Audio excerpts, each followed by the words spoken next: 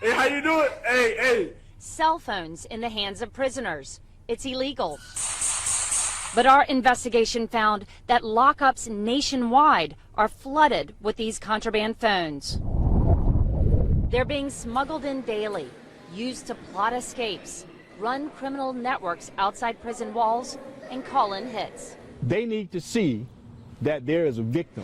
A South Carolina inmate called in a hit on Captain Robert Johnson, a former corrections officer. I heard a loud boom as my door was kicked in. I knew right then this was it. This was the hit. He was shot inside his home, in front of his wife, 6 times. He's had 24 surgeries since then. When you have inmates having access to unmonitored cell phones, you're going to have problems. For years, his job was to hunt through inmate cells for phones.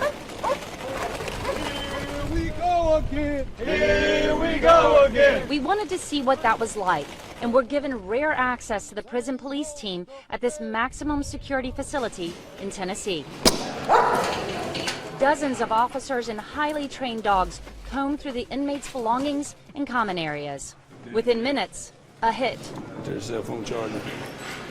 Some of the more extraordinary areas where they're going to find these cell phones, they're going to be looking underneath the sinks, they're going to be looking behind the toilets, up here behind these televisions, and inside the televisions, according to corrections officers, and inside the light fixtures. Look at some of what they found on their searches here. And today's technology means phones are easier to conceal than ever.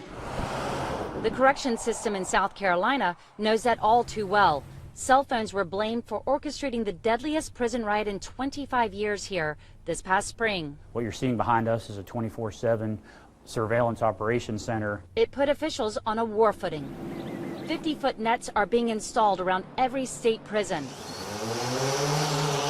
Drone detection surveillance teams are providing officials with eyes in the sky, and military veterans are flying them. But that tower right there, that tower, the rover, the netting, the other fence, the Constantine wire, the drone detection technology. I mean, it's just a multifaceted approach. That multifaceted approach also involves ongoing efforts to block all cell signals in prisons. A growing number of states are lining up to try this new technology. I see the day coming when cell phones will only be used by the inmates to hit each other with, because they won't be able to call. Until then, Captain Johnson warns that inmates with smuggled phones will continue to pose a threat nationwide, even from behind bars. For Spotlight on America, I'm Ann Emerson.